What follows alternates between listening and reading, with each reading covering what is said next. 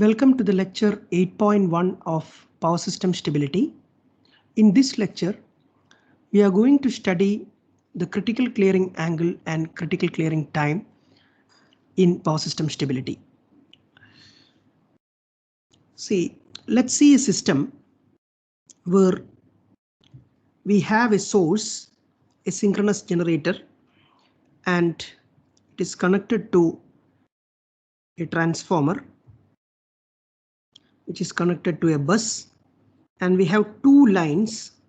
This is the first line and this is the second one, but it has a fault here, which is near to the sending end. This is the sending end. This is the receiving end.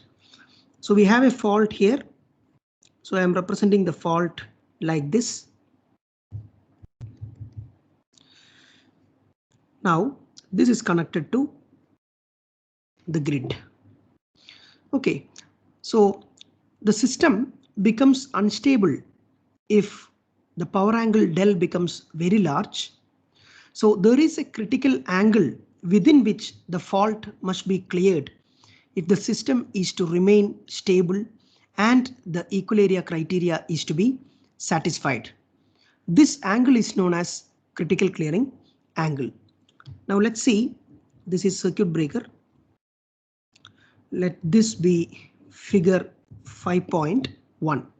So we have mechanical input Pi given as input to the synchronous generator. We have electrical output here. Okay, so at this point is electrically considered as the bus itself. There is the sending end bus itself. Okay, the point of fault here, this point. Now let this system be operating with a mechanical input Pi at steady state. So this is the steady state input Pi, where we have power angle del naught as the steady state power angle, and at this point steady state operation means Pi equals Pe. Okay, now we'll plot this in a power angle curve. We have the power angle curve like this. Let this be the horizontal and vertical axis. So this is del and this is electrical power Pe. Now I'm drawing the curve, the power curve. Let this be the power curve. Okay. Now we have a point del naught, a point on the Pe curve corresponding to power angle del naught, which is the initial steady state operating point at which we have the mechanical input Pi equals Pe naught. Now what happens is the fault happens at this point. Okay, the fault happens at this point. Now from this point, what happens to the electrical power? The terminal voltage or the sending end voltage becomes zero. The sending end voltage becomes zero once the fault happens, right? So then Pe becomes zero or Pe drops to zero. This is the Pe curve. So initial Pe was Pe naught. It has dropped to zero, right? Now for some time it will remain as zero itself until the fault is cleared. So let the fault be cleared at a clearing angle del C. Then corresponding to del C, what happens is the Pe jumps to this point, right? This is the new Pe. Okay, this is the new Pe. So let us draw like this. The new Pe is 1 minute. Let me draw this first. Okay, this one. So this is the new Pe.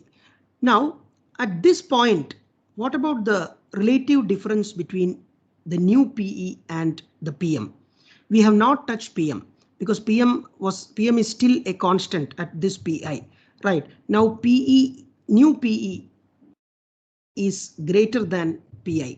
That means there is deceleration, or rather the rotor decelerates. So this is our accelerating area. Which one? This is our accelerating area. This area is A1, which is accelerating area, because here we have PE0, right? PE equals 0, PM at this particular point, right? So PM minus PE, if we take and if we integrate, we have to take the area of this rectangle, right? That is the accelerating area. Now, what about the decelerating area? From this point where it has restored its electrical power, from 0 it jumped to the new electrical power. From there we have deceleration until some point, right? Maybe this point be E. Okay, let this point be D and this point be A. Let this be B, this be C. So A, B, C, right? A, B, C. Then this is D, because this is according to the sequence of events. From A, the point drops to B, then it goes to C, it jumps to D, then from D to E, there is deceleration, but the swing of the rotor happens here also until the point E. So let us take the power angle corresponding to the point E as del 1. Then if we take this angle, this area, suppose we are taking this area, this is the decelerating area. Decelerating area. Okay, A2, decelerating area A2. Now here this level corresponds to PE equals P max sine del. But what is this del? This del corresponds to del naught, right? Here it's the steady state, initial steady state operating point. Now for stability we have A1 equals A2. And if del C is, if del C is increasing, or if it takes more time to clear the fault, then what happens is area A1 increases, right? Area A2 may increase or may not increase, we don't know. But still, if A1 equals E2, A1 equals A2, then the system will remain stable. So there is importance for this particular angle, which is the clearing angle. So the maximum angle that is possible for the system to remain stable is known as the critical clearing angle, which is represented as del CR. Now we are trying to find the del CR, del C and time of clearing time, TC and TCR. Okay, so simply the clearing time is TC. If it is critical clearing time, then it is TCR, which corresponds to critical clearing angle del CR. Okay, now let's mathematically model this. Let's take another color. Okay, now so let's once again see the sequence of events. The acceleration area starts to increase while the state point moves from B to C. That is here. From B to C, the acceleration area starts to increase. Now at time TC, what happens? At time TC corresponding to angle del C, the fault is cleared by operating or opening of the line circuit breaker. That is this one, the line circuit breaker. So this is basically isolated. This line is disconnected. Okay. Now after that, TC is the clearing time and del C is the clearing angle. TC is the clearing time and del C is the clearing angle. After clearing, del pickups. That means after clearing, it is now a D. From D, del pickups. Right. When del pickups, again PE is increasing, but PE is increasing beyond PI, right? PI is constant. So this is deceleration. Okay. Now for stability, we take the condition, we consider this condition A1 equals A2. Let's evaluate this. Let's make the expressions for A1 and A2. So Pi into del C minus del naught. Pi into del C minus del naught, del C minus del naught into Pi. So this is basically length into breadth of this rectangle, which is area A1, This equals A2, right? How will you find A2? Integral. Here it is del C to del 1. The PE jumped from del C and deceleration happens in the range del C to del 1. So del C to del 1.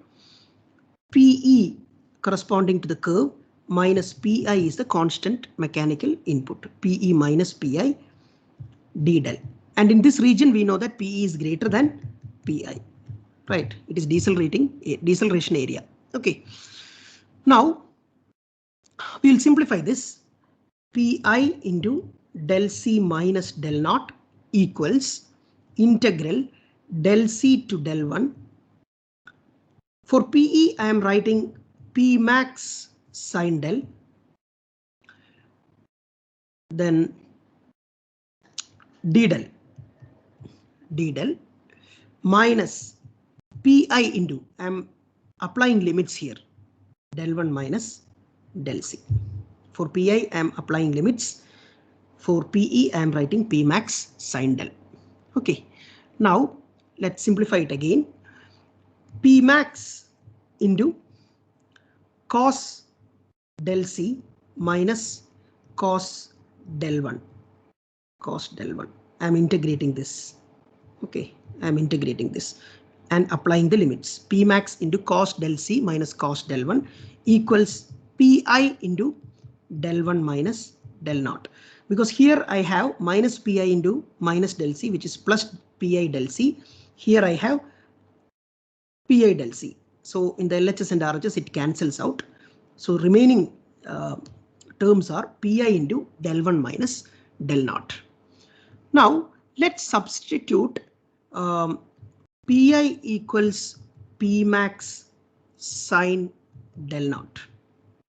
When I substitute this and if I simplify, I am getting cos del C equals cos del 1 plus del 1 minus del naught into sine del naught. Because basically, if I give Pi equals P max sine del naught, then for here in each term we will have P max. So on both sides we have P max for all the terms. So P max and if I take both, I mean if all the terms are taken to the LHS, then P max gets cancelled because in the RHS there is 0 for this expression. Okay. So that is how this P max is not there now in the new expression. So here I am giving this, I am denoting this equation as equation 5.1. Okay. So what is this equation basically? If we know del 1 and del naught, the initial power angle at the steady state operating point, and if we know del 1, where is del 1 here? Here, the extent to which the rotor swings, this is del 1. If we know these angles, we can find the del C or the clearing angle. Okay, or vice versa. If we know del C and del naught, we can find del 1. Okay, del 1. So that is what with this particular equation. So let us just box it. I'll box it here. Equation 5.1 corresponding to clearing angle. This is not critical clearing angle. This is clearing angle. Now, from the swing equation, we know that d square del by dt squared equals pi f by h into Pi minus Pe. Right. Now, at critical clearing time, what is Pe? At critical clearing time, Pe equals 0, right? Because Pe has already dropped to 0 at this point, right? At this point, it has already dropped to 0 and it is still 0, right? At some critical clearing angle, it jumps. So at the critical clearing time, the value of electrical power is 0. So Pe is 0. Now, if I give Pe 0 here, what will I get? D squared del by dt squared equals pi f by h into pi. Right, let it be equation 5.2. So this is equation 5.1, this is equation 5.2. Okay, now if I integrate equation 5.2 two times, so I'm going to integrate 5.2 equation 5.2 two times, then I'll get del equals pi f by 2h into pi t squared plus the constant I am taking as initial value of power angle, which is del naught. Okay, so let this be equation 5.3. Okay, now if T equals TC, if T equals TC, then it is known as clearing time. Then it is known as clearing time, corresponding to a clearing angle. Corresponding to a clearing angle. So del equals del C. Then we obtain del C equals, instead of del, now I am naming it as del C, the clearing angle. Del C equals pi f by 2h into pi. Time I am representing as clearing time, TC. TC squared plus del naught. Okay, now I can find TC from this equation. TC equals root of 2h into del C minus del naught divided by pi f into pi. Let it be equation 5.4. So now I got clearing time, the expression for clearing time, and in the expression for clearing time I have del C. I need to know the clearing angle. For finding the clearing angle, I have equation 5.1, this one, del C. Okay, so after finding del C, if I substitute it here, I'll get the clearing time. Now, note that del C can be obtained. Note that if del C equals del CR, then what happens to the curve? See, if I am taking it like this, Pi is the initial mechanical input, which is equal to the electrical output. Then this is some del naught, the initial operating point. From point del C equals del CR, if this is del C equals del CR, then if I am taking the whole area, let this be the whole, if I am taking like this, the whole area, this is A2, the decelerating area, and this is A1, the accelerating area. We know that the extent of power swing can go only till this point, right? Till this point, because beyond this point we have PE again less than PI, which is the mechanical input. PI is mechanical input. So in that case, this is basically PM greater than PE, which implies PA is active, accelerating power is active, right? That means the rotor may still accelerate and the system may go to asynchronism. So that should not happen. So the clearing angle here should be such that A1 equals A2 and the critical clearing angle should not be beyond some point such that the A2 should not be larger than this area.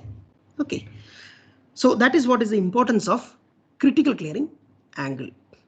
Now let's say here at this point, the last point I'm taking, the extent of swing I'm taking as del 1, which is equal to del m. In the previous lecture we have seen what is del m. Now, for a clearing angle larger than the value del C equals del CR, here, del C equals del CR, the system would be unstable. The maximum allowable value of clearing angle and clearing time for the system to remain stable are known as critical clearing angle and critical clearing time, respectively. Now, from this figure, let this figure be figure 5.3. So from this figure, I'm taking del m equals pi minus del naught. This is del m, right? This point is del m. This point is del m. Del m equals this whole thing is pi. So by symmetry, I can take del m equals pi minus del naught. If this is substituted in equation 5.1, where is equation 5.1? That is equation for clearing angle, right here. If we substitute here, then I'll write the expression, the final expression, cos del CR equals cos del m plus del m minus del naught into sin del naught, which means instead of del C, I substituted del CR now because I want to find critical clearing angle. Then instead of del 1, I substituted del m, right? This is not some angle del 1. Now it is a maximum angle del m, maximum angle at which the rotor can swing, right? So this is del m. Instead of del 1, I am substituting del m, and instead of del C, I am substituting del CR in equation 5.1. So I am getting 5.5 here, equation 5.5 here. Now cos del CR equals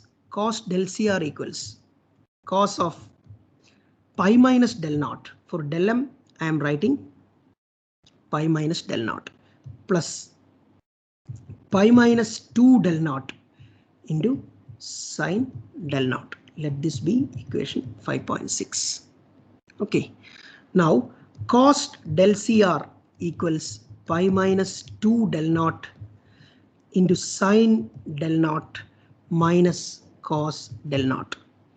This is 5.7. This means that from equation 5.7, if we know the initial steady state operating power angle del naught, this one, then we can find the critical clearing angle del CR, right?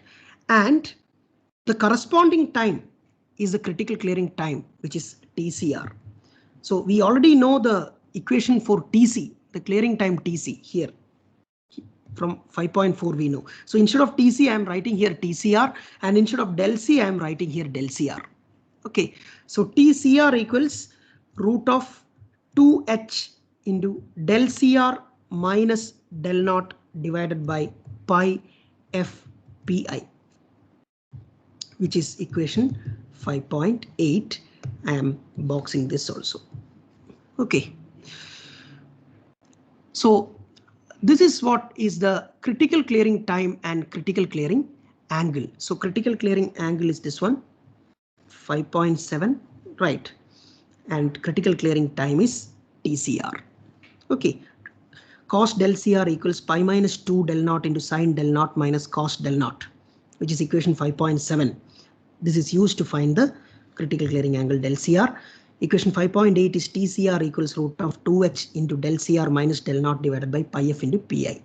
So if we know del CR prior to evaluating this equation, that we can find from equation 5.7, then we can substitute it here to find the TCR. But note that this is only applicable for this system. In this system, we have fault near to sending end, or we assume that these 2 points are electrically the same.